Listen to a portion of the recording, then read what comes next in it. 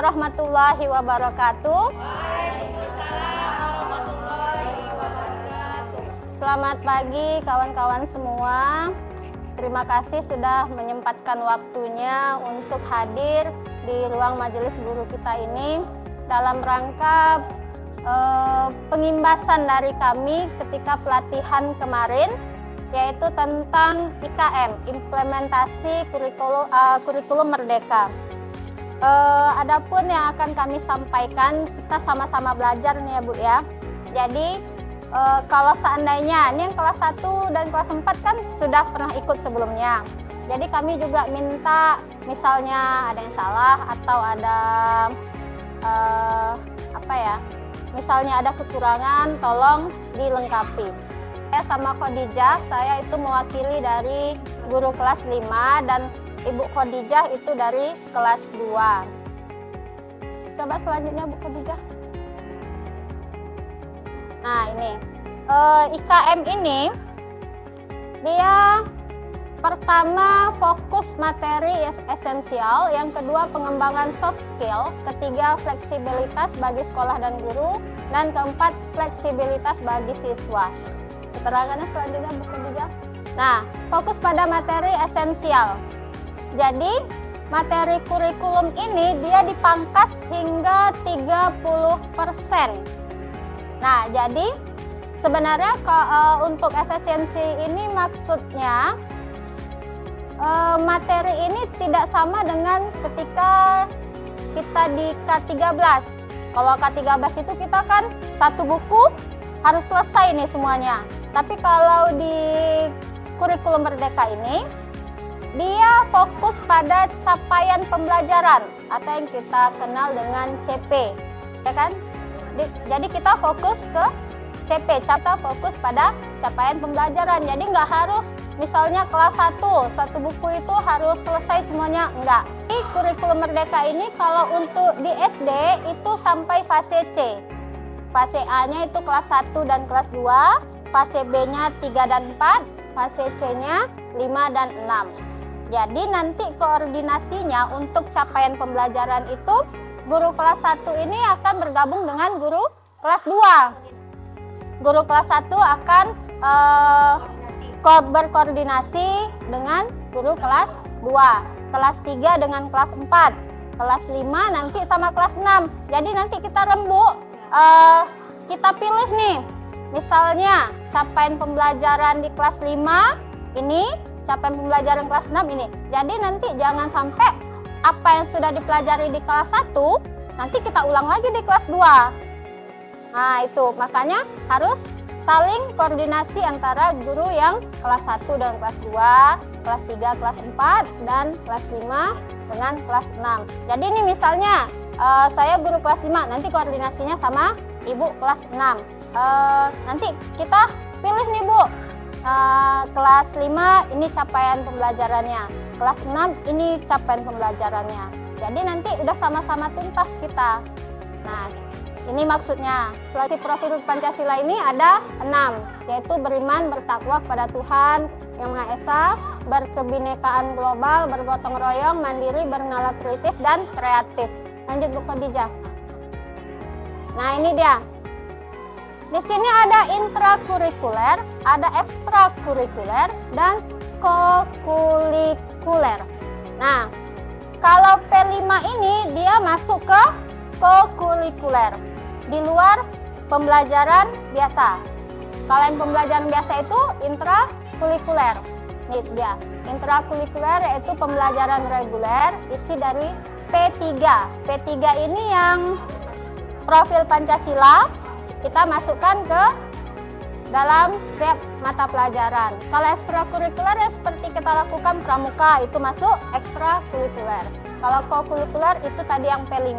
P5 ini bisa kita bedakan. Nah, P5 ini saya lihat catatan dulu ya, takut salah nih. Nanti tersesat. Nah, untuk P5 ini dia ada reguler, ada semi blok, ada yang blok. Kalau reguler itu dia kan 1 minggu misalnya agama 4 JP ya. Nanti diambil 1 JP-nya untuk P5. Kalau reguler itu nanti setiap minggu guru agama ini masuk. Misalnya dalam belajar dia 4 jam itu ada masuk dia di situ P5-nya. Ya, terus kalau yang setiap minggu berarti dia masuk kan? Kalau yang reguler ini, kalau yang semi blok itu yang setiap misalnya dikhususkan nih Sabtu untuk P5. Nah, kalau yang blok itu yang seperti pernah kita lakukan kemarin blok yang diambil ya, yang kelas 1 kemarin. Oh, semi blok. Yang blok nggak ada yang ngambil kita, yang langsung 1 semester. Hari Minggu, 7 7 hari. hari ya, berarti kita yang udah kita pernah lakukan itu semi blok. Kalau yang blok itu dia langsung nih 1 semester. 1 semester langsung di misalnya bulan Desember kita laksanakan P5. Cara bikin ATP. Perhatikan pedomannya tuh. Buka pedomannya DJ. CP, cara kita membuat ATP.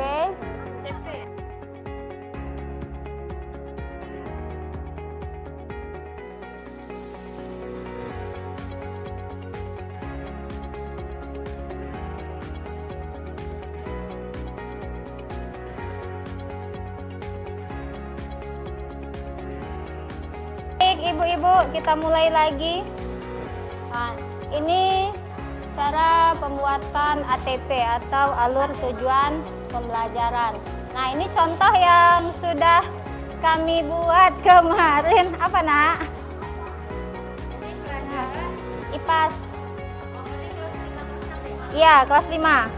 Nah, ini kita pembuatan ATP untuk kelas 5. Kemarin kami sudah membuat ini di mata pelajaran IPAS. Nah, bagaimana kita membuatnya? Yang pertama kita isi elemen. Dari mana dapat elemen itu? Elemen itu tadi ada di capaian pembelajaran. Nah, seperti ini. Jadi nanti kita pilih, ini contohnya kan? Oke, misalnya kita pilih nih elemen. Kita cari, ambil IPAS. Kalau kami IPAS kelas 5, berarti yang fase C. Kalau misalnya ibu mau ngambil kelas 1, berarti fase A. Itu di semuanya sini ada, sampai SMA ada. Jadi kita tinggal copy paste aja. Nah, elemennya apa? Misalnya, kalau yang kami tadi IPAS, pemahaman apa tadi? Nah, ini, pemahaman IPAS. Nah, nanti ada capaian pembelajaran. Coba lihat, Bu Khadijah. Capaian pembelajarannya. Nah, ini di deskripsi ini. Jadi nanti di deskripsi ini kita ambil, kita copy paste. Coba Bu Khadijah, nah, kita copy paste, masukkan pindahkan ke capaian pembelajaran. Nah, contohnya ini, coba tarik ke atas sedikit Bu Khadijah. Nah, ini. Jadi nggak nampak judulnya. Nah, sudah. Ya, indikatornya udah kita copy, lalu masuk lingkup materi. Lingkup materi ini nanti kita lihat buku pegangan guru. Kita lihat, kita pilih yang kelas 5 apa saja materinya selama 1 tahun itu. Nah, ini kalau IPAS, ini ada 5, ekosistem, cahaya dan bunyi, energi keragaman budaya nasional, dan yang kelima, sumber daya alam.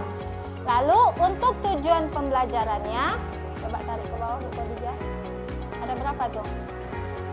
Nah, ini untuk tujuannya ada 10. 10 ini gabungan materi kelas 5 dan kelas 6. Iya, yang kita koordinasikan tadi. Kita ini dapatlah di sini ada 10. Tujuannya ada 10. Nanti kita akan pisahkan. Pisahkan di mana? Kita pisahkan di alur tujuan pembelajaran. Karena kami kelas 5, kami ambillah yang kelas 5. Ya. Iya, betul. Nanti ATP-nya berbeda seperti itu ya, Bu ya. Lalu tujuan pembelajaran ini seperti apa kita ngambil? Kita fokusnya ambil di capaian pembelajaran. Ya. Enggak, yang tadi langsung aja di ATP. Di ATP sudah ada. Oke, nah tujuan pembelajaran ini kita ambil dari CP. Yang pertama itu peserta didik, coba diapakan? Nah, peserta didik memahami sistem organ tubuh manusia. Nah, sampai yang tubuhnya, kesehatan tubuhnya. Nah, itu tujuan pembelajaran 1. Yang kedua, masuk lagi. Kita tambahkan peserta didik untuk tujuan pembelajaran. Ya, peserta didik memahami yang kedua apa? Memahami hubungan antar komponen biotik dan abiotik. Nanti seperti itu seterusnya sampai habis capaian pembelajaran itu. Dapatlah kita 10 tujuan pembelajaran. Berarti tujuannya bisa diambil di capaian. Ngambilnya dari capaian pembelajaran dari CP. Ngambilnya itu kan Kak Eka harus dipisah misalnya kayak Ya, gitu kan? dipisah. Iya, dipisah dari CP ini misalnya ada di kelas 1 kan bisa kelas 2 tuh ada menulis membaca. Itu menulis dipisah. Ya. Ya. Nah, itu dia. Nah, dapat kita nih dari capaian itu sudah kita rincikan dapat 10 tujuan pembelajaran. Nah, yang kode-kode ini lanjut ke kode-kode. Nah, cara pembuatan kode TP atau kode tujuan pembelajaran dari 10 itu kan ada kelas 6, ada kelas 5, masih acak-acak nih, Bu. Nah, acak-acak. Jadi kita dari mana dapat P ini? P itu kita ambil dari awal huruf elemen. Kebetulan di elemen IPAS ini awalnya huruf P. Misalnya kalau kelas 1 ada aljabar, berarti diawali dengan huruf A. Kebetulan ini P, maka kita kasih kode P. Lalu 6 itu, nah kalau 6 itu berarti ini kelas 6. Berarti yang nomor 1 itu, tujuan pembelajaran nomor 1 itu adalah kelas 6. Jadi P6.1. Lanjut yang kedua, itu P5.2. Kalau di ujungnya ya, nah dia P.5.2. Kalau 2 itu kita urutkan aja, Bu. Pokoknya ujungnya ada berapa? 10. Berarti 1, 2, 3, 4, 5 sampai 10. Kalau yang di belakangnya. Tapi tetap P5-nya tetap P5-nya di Iya, tetap. Kalau P itu P kode dari elemen, 5 dan 6 itu kode kelas. Nah, kalau yang ujungnya nah, ya. Kode kelas. Kode yang elemen P. Ya, pemahaman. Titik 6.1. Kalau yang di ujung itu kita urutkan aja sampai 10. Ya. Ya. Contoh. Iya, betul. Nah, oke, kita lanjut. IPSB ini yang adab. Adab kemarin kami disuruh kosongkan, cuma nanti kan ada. Lanjut. Alokasi waktu. Kita apa dulu lah, Bu ya? Ke alur tujuan pembelajaran. Alokasi waktu nanti saya jelaskan. Alur tujuan pembelajaran ini karena kami kelas 5, kami ambillah kelas 5. Kami ambil yang kelas 5, kami urutkan. Nah, yang kelas 5 yang pertama apa? Yang P5.2. Kita pindahkan ke ATP. Lalu yang kedua yang mana? Bawah lagi. Jadi dia kan belum berurutan nih, Bu. Jadi kita urutkan di alur tujuan pembelajaran. Karena kelas 5 kita ambil kelas 5. Kalau Ibu kelas 6, Ibu ambil yang kelas 6. Kelas 5-nya nggak usah. Lalu untuk alokasi waktu ini sudah ditentukan dalam setahun itu dia berapa JP. Kalau ini kan masuk intrakurikuler ya. Intrakurikuler ini kita beda jamnya. Dia akan pisah. Kalau intrakurikuler, Bu DJ, tolong lihat yang di bawahnya. Nah ini. Untuk kelas 5, ini totalnya 216 JP. 216 JP ini belum termasuk P5. P5 itu nanti beda lagi. Nah, kelas 6 itu 192 JP. Nanti kita bagi. Cara menentukan JP-nya.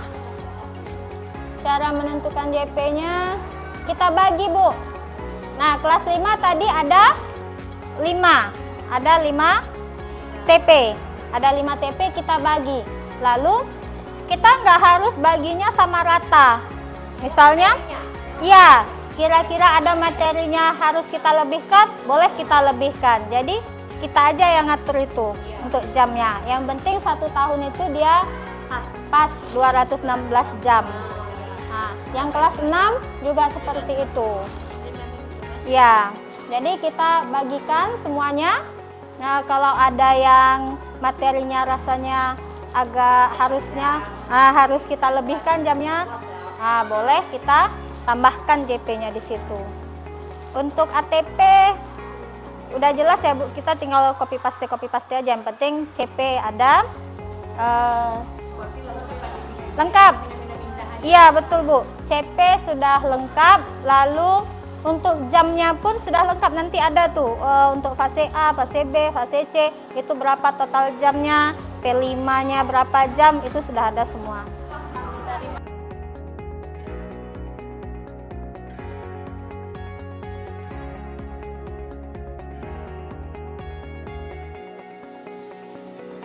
Ini adalah modul ajar yang kami dapat dari dinas waktu pelatihan kami kemarin. Seperti ini bentuknya Bapak Ibu, jadi nanti bisa kita kembangkan. Nah, nanti untuk modul ajar ini kita akan buat untuk minimal 1 semester Bu. Jadi sebelum bulan 6, nanti bulan 6 kan kurikulum akan antar bahan ke dinas nih. Jadi kita harus menyiapkan ini minimal 1 semester yang kurikulum merdeka. Berarti tahun ini kan 2 dan 5 nih masuk. Kalau 1 dan 4 udah kan 1, 2, 4, 5. Nah, jadi kita harus menyiapkan modul ajar dari sebelum bulan 6 lah. Jadi sebelum bulan 6 itu kita harus sudah selesai modul ajar kita. Yang menyiapkan kita bersama-sama. Kelas 1 dan kelas 2, 4 dan 5 itu misalnya guru kelas 5 ya kelas 5 kerjakan. Yang kelas 4 berembuk kelas 4. Kelas 1 sama kelas 1, kelas 2 sama kelas 2. Ini seperti kita bikin RPP juga. Cuma namanya kalau ke-13 namanya RPP, kalau di kurikulum merdeka namanya modul ajar. Nah, ini boleh dilanjutkan sama Bu Khadijah untuk modul ajarnya. Baiklah Bapak Ibu, hari ini sudah selesai pemaparan dari kami. Mungkin kalau seandainya ada yang kurang nanti bisa kita tambahkan bersama-sama. Karena kita juga masih sama-sama belajar. Kami akhiri dengan wabillahi taufiq wal hidayah. Assalamualaikum warahmatullahi wabarakatuh.